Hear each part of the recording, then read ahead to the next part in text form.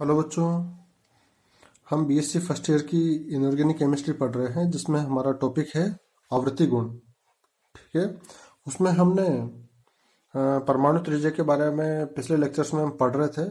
उसी क्रम में आज उसके आगे का पाठ पढ़ेंगे। ठीक है, आगे देखते हैं। हमारा टॉपिक है आज का रासायनिक व्यवहार की व्याख्या एवं अनुमान लगाने में जो अनुप्रयोग करते हैं किसमें, त्रिज्याओं के आधार पर, उसको समझते हैं। देखो, धनायन और ऋणायन की त्रिज्या अनुपात के आधार पर केंद्रीय धनायन की समन्वय संख्या का निर्धारण कर सकते हैं। समन्वय संख्या से क्रिस्टल के आयनों की पैकिंग अथवा क्रिस्टल संरचना का ज्ञान होता है। त्रिज्या अनुपात के मानों से केंद्रीय परमाणु की समन्वय संख्या और समन्वय संख्या के आधार पर यौगिक की क्रिस्टल संरचना का निर्धारण किया जा सकता है। ठीक है। दूसरा क्या है, देखो, तत्वों की सहसंयोजक त्रिज्या के मान से उनकी भौतिक अवस्था का निर्धारण होता है। सहसंयोजक त्रिज्या के आधार पर उनकी भौतिक अवस्था का निर्धारण हो रहा है। कैसे हो रहा है देखते हैं। हाइड्रोजन व हीलियम के परमाणु की त्रिज्या के मान अत्यंत कम है। ठीक है, जिनकी त्रिज्या के मान अत्यंत कम है वो कैसी है, सबसे हल्की गैसें हैं। नाइट्रोजन, ऑक्सीजन आदि के परमाणु त्रिज्याओं के मान हाइड्रोजन से अधिक है, अतः वे हाइड्रोजन और हीलियम आदि से अधिक भारी गैसें हैं। त्रिज्या बढ़ रही है तो उनका भारीपन बढ़ता जा रहा है। ब्रोमीन के परमाणु त्रिज्याओं के मान इनसे काफी अधिक है, अतः वो एक क्या है, वाष्पशील द्रव होता है। लेकिन आयोडीन की त्रिज्या का मान और अधिक होता है, तो वो ऊर्ध्वपातित होने वाला ठोस है। तो जैसे जैसे त्रिज्या का मान बढ़ता जा रहा है वो हल्की गैस से लेकर भारी गैस में कन्वर्ट हो रही है, फिर भारी गैस से वाष्पशील द्रव और फिर उसके आगे ठोस में परिवर्तित हो जाते हैं त्रिज्या के आधार पर।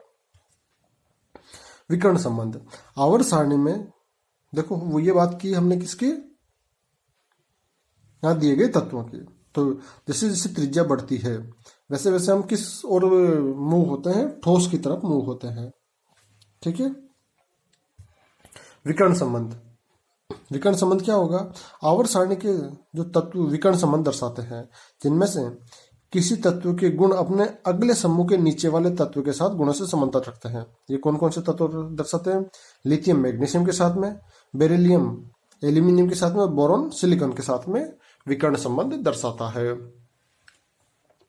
अब देखते हैं, अब आवर्त सारणी में इन जो तत्वों के इस गुण की व्याख्या भी परमाणु त्रिज्याओं के आधार पर की जा सकती है। आवर्त सारणी में प्रत्येक समूह में ऊपर से नीचे जाने पर तत्वों की आयनिक एवं परमाणु आकारों में वृद्धि होती है, जबकि एक आवर्त में बाएं से दाएं जाने पर क्या होता है, उनके आकार में कमी होती है। हमने देखा है पिछले लेक्चर में। अतः विकर्ण संबंध दर्शाने वाले तत्वों का आकार लगभग बराबर हो जाता है। जैसे ऊपर से नीचे आ रहे तो बढ़ रही थी और बाएं से दाएं जा रहे पर घट रही है। लेकिन जैसे ये वाला तत्व है, ये ऊपर से नीचे आ रहा और ये बाएं से दाएं जा रहा, इसकी त्रिज्या और इसकी त्रिज्या लगभग बराबर हो सकती है, क्योंकि यहाँ पे घटेगी और यहाँ पे बढ़ेगी। तो हो सकता है ये विकर्ण संबंध इसलिए दर्शाता हो कि इनकी त्रिज्या बराबर हो। तो क्यों दर्शा रहे हैं देखते हैं यहाँ पर। अतः विकर्ण संबंध दर्शाने वाले तत्वों का आकार लगभग बराबर हो जाता है। उदाहरण, लिथियम आयन की आयनिक त्रिज्या 76 होती है, जबकि इसकी विकर्ण संबंध मैग्नीशियम आयन की आयनिक त्रिज्या क्या होती है, 72 होती है। तत्वों के अधिकांश गुण उनके आकार पर निर्भर करते हैं। अतः समान आकार के कारण विकर्ण संबंधित तत्वों, जो विकर्ण संबंधित तत्व है ना, उनके गुणों में भी समानता दर्शाते हैं। उदाहरण के लिए क्षार धातु, सोडियम पोटेशियम आदि के फ्लोराइड, फॉस्फेट और कार्बोनेट जैसे लवण भी जल में विलयशील हैं, जबकि लिथियम के ऐसे लवण जल में अविलयशील होते हैं। इसके विपरीत मैग्नीशियम नाइट्राइड जो Mg3N2 की भांति लिथियम के भी नाइट्राइड बनता है, Li3N। इसी प्रकार क्षारीय मृदा धातु कैल्शियम मैग्नीशियम के क्लोराइड आयनिक होते हैं और जल में घुलनशील होते हैं, जबकि बेरिलियम क्लोराइड यौगिक एल्यूमिनियम क्लोराइड की भांति एक सहसंयोजक यौगिक होता है और ये जल में अविलय तथा कार्बनिक विलायकों में विलयशील होता है, तो लुईस अम्ल की भांति व्यवहार करता है। तो हमने यहाँ पे देखा इनके कुछ कैरेक्टर्स देख रहे हैं जो अपने से आगे, अपने वर्ग के साथ समानता नहीं दर्शाकर अपने आगे वाले वर्ग के तत्वों के साथ समानता दर्शाते हैं। ये संबंध क्या कहलाता है, विकर्ण संबंध कहलाता है। इसका कारण क्या है, इसकी परमाणु या आयनिक त्रिज्या का समान होना है। नेक्स्ट देखते हैं, संक्रमण धातुओं के आकार लगभग बराबर होते हैं, अतः इसके पूरे अध्ययन संक्रमण श्रेणी फर्स्ट सेकंड थर्ड के अंतर्गत किया जाता है। एस एवं पी ब्लॉक की भांति इनका अध्ययन वर्गवार नहीं किया जाता, इनका अध्ययन सीरीज में किया जाता है, आवर्त में किया जाता है, वर्ग में नहीं किया जाता। नेक्स्ट है लेंथेनाइड संकुचन तथा प्रथम तथा द्वितीय संक्रमण श्रेणी के तत्वों के गुणों की समानता की व्याख्या भी इनके परमाणु के आधार पर की जाती है। लेंथेनाइड संकुचन की व्याख्या किस प्रकार करते हैं, परमाणु आकार के आधार पर। और फर्स्ट एंड थर्ड संक्रमण श्रेणी के तत्वों के गुणों में समानता किस प्रकार दर्शाते हैं? परमाणु आकार के आधार पर। नेक्स्ट देखते हैं, फायर नियम की व्याख्या भी आयनिक आकारों के आधार पर ही की जाती है। जब धनायन का आकार बहुत छोटा हो, ऋणायन का आकार बहुत बड़ा हो, तभी धनायन द्वारा ऋणायन का ध्रुवण होता है और आयनिक बंध में सहसंयोजक लक्षण आ जाता है। देखो, धनायन छोटा होगा, ऋणायन बड़ा होगा, तो धनायन क्या करेगा? जो ऋणायन का इलेक्ट्रॉन अभ्र है उसको अपनी ओर आकर्षित कर लेगा, ठीक है, तो उसका जो इलेक्ट्रॉन अभ्र विकृत हो जाएगा। देखो यहाँ पे धनायन और ऋणायन है, तो यहाँ पे धनायन क्या कर रहा है? इलेक्ट्रॉन को, ऋणायन के इलेक्ट्रॉन अभ्र को अपनी ओर आकर्षित कर रहा है, जिससे इसमें कौन सा कैरेक्टर आ गया? सहसंयोजी कैरेक्टर आ जाता है। देखो अब नेक्स्ट पॉइंट है हमारा आयनन ऊर्जा, आयनाइजेशन एनर्जी। देखो परिभाषा से हम सब कुछ साफ कर पाते हैं इसकी। एक विलगित गैसीय परमाणु से, जो विलगित उदासीन गैसीय परमाणु से, उसके बाह्यतम इलेक्ट्रॉन को नाभिक के आकर्षण से अनंत दूरी तक ले जाने के लिए आवश्यक ऊर्जा को आयनन ऊर्जा अथवा आयनन विभव कहते हैं। तो देखो एक परमाणु है, विलगित उदासीन गैसीय परमाणु है। कौन सा परमाणु? गैसीय परमाणु। उसके बाह्यतम इलेक्ट्रॉन को, जो संयोजी इलेक्ट्रॉन होता है, बाह्यतम इलेक्ट्रॉन होता है, उसको उस परमाणु के आकर्षण बल से, उस नाभिक के आकर्षण बल से अनंत दूरी तक ले जाने के लिए, अर्थात उससे अलग कर देने के लिए आवश्यक ऊर्जा आयनन ऊर्जा तो आयनन विभव कहलाता है। अब जब एक उदासीन परमाणु से जब एक इलेक्ट्रॉन निकलता है तो एक संयोजी धनायन में परिवर्तित होता है, इसलिए इसे आयनन ऊर्जा कहते हैं। अर्थात वो ऊर्जा जो एक परमाणु को आयन में बदल दे, ठीक है, अतः इसे आयनन ऊर्जा कहते हैं। एक उदासीन परमाणु से ऊर्जा देकर एक से अधिक इलेक्ट्रॉनों को भी निकाला जा सकता है। इस स्थिति में आयनन विभव प्रथम आयनन विभव, द्वितीय आयनन विभव, तृतीय आयनन विभव में विभक्त करते हैं। देखो एक इलेक्ट्रॉन निकाला तो प्रथम आयनन विभव, अब उसी आयन से दूसरा इलेक्ट्रॉन निकाला तो द्वितीय आयनन विभव, और इस दूसरे दो जो द्विधनायनी आयन से एक और इलेक्ट्रॉन निकालते तो इसे क्या बोलेंगे? तृतीय आयनन विभव कहते हैं। और देखते हैं आयनन विभव के मान किन किन कारकों पर निर्भर करते हैं। नाभिकीय आवेश पर। किसी परमाणु का नाभिकीय आवेश जितना अधिक होगा उतनी ही अधिक शक्ति से बाह्यतम इलेक्ट्रॉन नाभिक से आकर्षित होंगे, तो उस तत्व के लिए आयनन विभव का मान उतना ही अधिक होता है। दूसरा है प्रमुख क्वांटम संख्या। किसी परमाणु के बाह्यतम इलेक्ट्रॉन के मुख्य क्वांटम संख्या n का मान जितना अधिक होगा वो उतना ही अधिक नाभिक से, वो इलेक्ट्रॉन नाभिक से दूर होगा। जब इलेक्ट्रॉन नाभिक से दूर होगा तो उस पर नाभिक आकर्षण का प्रभाव क्या होगा? कम होगा। परिणाम स्वरूप उसके आयनन विभव के मान में कमी आती है या कम हो जाएगा। थर्ड है शील्डिंग इफेक्ट, परिरक्षण प्रभाव। किसी परमाणु में भीतर के इलेक्ट्रॉनों द्वारा जितना अधिक परिरक्षण होगा उतना ही प्रभावी नाभिकीय आवेश कम हो जाएगा, प्रभावी नाभिकीय आवेश कम हो जाएगा। इससे क्या होगा? इस कारण उस नाभिक का बाह्यतम इलेक्ट्रॉन पर आकर्षण कम पड़ेगा, जिससे तत्व का आयनन विभव का मान कम हो जाएगा। चौथा है पूर्ण भरे और अर्धपूर्ण कक्षकों का स्थायित्व। हाफ फील्ड और फुल फील्ड जो कक्षकों का स्थायित्व अधिक होता है, अतः उन कक्षकों में से इलेक्ट्रॉन निकालने के लिए अधिक ऊर्जा की आवश्यकता पड़ती है। अतः यदि किसी तत्व का आयनन में इलेक्ट्रॉन पूर्ण भरे हुए हैं अथवा अर्धपूर्ण कक्षक में से इलेक्ट्रॉन निकालना हो तो आयनन विभव का मान उच्च हो जाता है। नेक्स्ट देखते हैं जुगनशी क्वांटम संख्या। द्विगुणसी क्वांटम संख्या से कैसे? यदि किसी परमाणु के बाह्यतम इलेक्ट्रॉन के द्विगुणसी क्वांटम संख्या L के मान उच्च हो तो उसे निकालने में, तो उससे जो इलेक्ट्रॉन है वो निकालने में कम ऊर्जा लगती है और उन तत्वों के आयनन विभव के मान कम होते हैं। इस कारण का देखो, इसका क्या कारण है? इसका कारण यह है कि विभिन्न उपकोषों के भेदन क्षमता नाभिक के निकट जाने की प्रवृत्ति निम्न प्रकार होती है, घटती है। देखो भेदन क्षमता किस प्रकार होती है? इसकी भेदन क्षमता ज्यादा होती है P से, P की फिर D से, देन D की F से ज्यादा होती है। तो इस तरह से भेदन क्षमता का सीक्वेंस हमने यहाँ पे देख लिया। तो S उपकोष नाभिक के सबसे अधिक नजदीक होता है जब S उपकोष, जबकि F सबसे दूर होता है। और जब कोई इलेक्ट्रॉन नाभिक से जितना अधिक दूर होगा उसका आयनन विभव उतना ही कम होगा। अतः S इलेक्ट्रॉन से आयनन विभव अर्थात इलेक्ट्रॉन निकालने के लिए अधिक ऊर्जा की आवश्यकता होगी। P का आयनन विभव S से कुछ कम होगा, अर्थात इससे इलेक्ट्रॉन निकालने के लिए S की तुलना में कम ऊर्जा की आवश्यकता होगी। ठीक है, ऐसा ही आगे चलता रहेगा।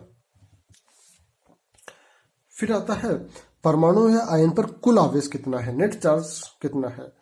कोई इलेक्ट्रॉन उदासीन परमाणु से निकलता है अथवा किसी धन आयन से, इस बात पर भी आयनन विभव का मान निर्भर करता है। अब देखते हैं धनायन के नाभिकीय आवेश की अधिकता के कारण बाह्यतम इलेक्ट्रॉन नाभिकीय आकर्षण में प्रबलता से बंधे रहते हैं। देखो धनायन क्या होगा, जब नाभिकीय आवेश अधिक रहता है धनायन में, इसका मतलब ये है कि जैसे 11 प्रोटॉन है और 10 इलेक्ट्रॉन है, अर्थात नाभिकीय आवेश ज्यादा है इलेक्ट्रॉन की तुलना में, तो बाह्यतम इलेक्ट्रॉन क्या होंगे, नाभिकीय आकर्षण से प्रबलता से बंधे रहते हैं। अतः इन्हें जब प्रबलता से बंधे रहेंगे तो इन्हें निकालने के लिए अधिक ऊर्जा की आवश्यकता होगी और उसके आयनन विभव का मान बढ़ जाएगा। धनायन पर आवेश की जितनी अधिक मात्रा होगी उसके आयनन विभव का मान उतना ही अधिक होगा। अतः प्रथम द्वितीय तृतीय आयनन विभव के मान बढ़ते हुए क्रम में होते हैं। भाई प्रथम आयनन विभव द्वितीय आयनन विभव क्या होता है, प्रथम आयनन विभव से पहले धनायन बना हुआ है, अब उससे इलेक्ट्रॉन निकालना है। इसी तरह से तृतीय आयनन विभव क्या हुआ कि द्वितीय आयनन विभव से 2 इलेक्ट्रॉन निकल चुके हैं, अब उस 2 इलेक्ट्रॉन द्विधनायनी आयन से इलेक्ट्रॉन निकालना है, तो उसमें तो ऑलरेडी बहुत मजबूती से बांध रखे हैं अपने बाकी के इलेक्ट्रॉनों को, अब उन मजबूती से बंधे हुए इलेक्ट्रॉनों को और बाहर निकालना है। तो अब और बाहर निकालना है तो क्या होगा, हमें अधिक ऊर्जा की आवश्यकता होगी। ठीक है,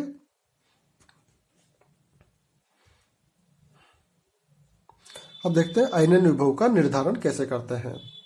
देखो आयनन विभव के निर्धारण की 2 विधियां हमारे दी गई है, एक तो बोर सिद्धांत से और दूसरा स्पेक्ट्रल विधि से। दोनों को आराम से समझते हैं। देखो बोर ने हाइड्रोजन या हाइड्रोजन जैसे तंत्रों के लिए उनके एक इलेक्ट्रॉन के ऊर्जा स्तर उच्च ऊर्जा स्तर में जाने के लिए आवश्यक ऊर्जा का परिकलन इस सूत्र से किया है। क्या है सूत्र, न्यू बार बराबर RH 1/n1 square minus 1/n2 square है। यदि n2 की जगह क्या हो जाए, n2 का मतलब क्या है, उच्च ऊर्जा स्तर, अब n2 की जगह क्या हो जाए, n इनफाइनाइट, अर्थात मतलब जो दूसरा ऊर्जा स्तर है, इसको इस तरह से समझ लेते हैं एक बार। देखो ये नाभिक है, ये n1 है और मानते हैं कि ये n2 है। अब इस इलेक्ट्रॉन को n1 से n2 तक भेज रहे हैं, अब इस n2 की जगह क्या करें, इस इलेक्ट्रॉन को परमानेंटली यहां से बाहर निकाल दें, तो ये क्या हो गया, इन्फिनिट, अनंत में भेज दिया हमने। तो जब n2 के स्थान पर अनंत n इनफाइनाइट हो, तो अर्थात इलेक्ट्रॉन अनंत दूरी पर जाए, तो उस संक्रमण की ऊर्जा का मान आयनन ऊर्जा के बराबर होता है। बात वही होगी कि इलेक्ट्रॉन को निकाल दें, तो इलेक्ट्रॉन निकालने के लिए आवश्यक ऊर्जा क्या कहलाती है, आयनन ऊर्जा कहलाती है। अतः बोर सिद्धांत में श्रोडिंगर सिद्धांत का विस्तार करके इस तत्वों की आयनन ऊर्जा का भी परिकलन किया जा सकता है। अतः यहाँ पे इन्होंने क्या इक्वेशन दी, न्यू बार बराबर RH 1/n1 square minus 1/n2 square, एक बोर ने समीकरण दी थी इसके आधार पर, जिसमें n2 स्क्वायर का वैल्यू क्या रख दी इन्होंने, अनंत रख दी। ठीक है, अब नेक्स्ट है इन्होंने स्पेक्ट्रल विधि। अब स्पेक्ट्रल विधि में क्या होगा, देखो इस विधि में किसी तत्व का आयनीकरण करवाया जाता है और उस आयनीकरण में अवशोषित ऊर्जा का स्पेक्ट्रम प्राप्त किया जाता है। स्पेक्ट्रल विधि में तो स्पेक्ट्रम प्राप्त किया जाएगा, जैसे किसी तत्व का आयनीकरण करवाया और उस आयनीकरण में इलेक्ट्रॉन निकाल दिया और उस आयनीकरण के लिए में कितनी अवशोषित ऊर्जा हुई, इसका स्पेक्ट्रम प्राप्त कर लिया। अब किसी तत्व का परमाणु आयनन के लिए तरंग दैर्ध्य के विकिरण का अवशोषण करेगा। ठीक है, किसी तरंग दैर्ध्य का तो विकिरण का तो अवशोषण करेगा ही करेगा ना, जब तो उसका इलेक्ट्रॉन बाहर निकलेगा, स्पेक्ट्रम में उस तरंगदैर्ध्य की रेखा प्राप्त हो जाएगी। इस प्रकार समस्त तत्वों के आयनन विभव का परिकलन किया जा सकता है स्पेक्ट्रल विधि से। देखो स्पेक्ट्रम में क्या होगा, जैसे हम कोई परमाणु को ऊपर एनर्जी डाल रहे हैं तो एक तरंगदैर्ध्य देंगे, उससे क्या होगा, एक स्पेक्ट्रम प्राप्त होगा कि उसका ग्राफ फोटो प्राप्त हो जाएगा हमें, जैसे एक्सरे में एक स्पेक्ट्रम प्राप्त होता है उस तरह से। अब स्पेक्ट्रम की में उस तरंग रेखा से हमें समस्त तत्वों के आयनन विभव का परिकलन भी कर सकते हैं, अलग अलग तत्वों के आयनन विभव का परिकलन किया जा सकता है। तो ये हमारे आयनन विभव के निर्धारण की विधियां हो गई थी। अब आयनन विभव के आगे के जो चैप्टर है उसमें हम देखेंगे कि आयनन विभव किस तरह से एक आवर्त में और एक वर्ग में किस तरह से अपने आप को चेंजेस करते हैं। ठीक है, तो देखेंगे हम यहाँ पे समझ लेते हैं अभी से कि एक वर्ग में ऊपर से नीचे जाने पर तो आयनन विभव के मान में कमी आती है, लेकिन एक आवर्त में बाएं से दाएं जाने पर आयनन ऊर्जा के मान में वृद्धि होती है। ठीक है, तो अब देखो हमने इसको, आयनन ऊर्जा हमारा इंपॉर्टेंट पार्ट है, अक्सर क्वेश्चन आता है, इसके आगे कुछ कॉन्सेप्चुअल पॉइंट भी दिए हुए हैं। हम यहाँ पे एक बार फिर से समझ लेते हैं इसको कि आयनन ऊर्जा क्या है। एक विलगित गैसीय परमाणु से इलेक्ट्रॉन निकालने के लिए, देखो ये इसको एक बार यहाँ पे समझते हैं। ये परमाणु था हमारा, ये इलेक्ट्रॉन घूम रहे थे, जैसे ये इलेक्ट्रॉन घूम रहे हैं। अब ये उदासीन परमाणु है, मान लो 3 प्रोटॉन है 3 इलेक्ट्रॉन है। सॉरी नहीं समझ सकते।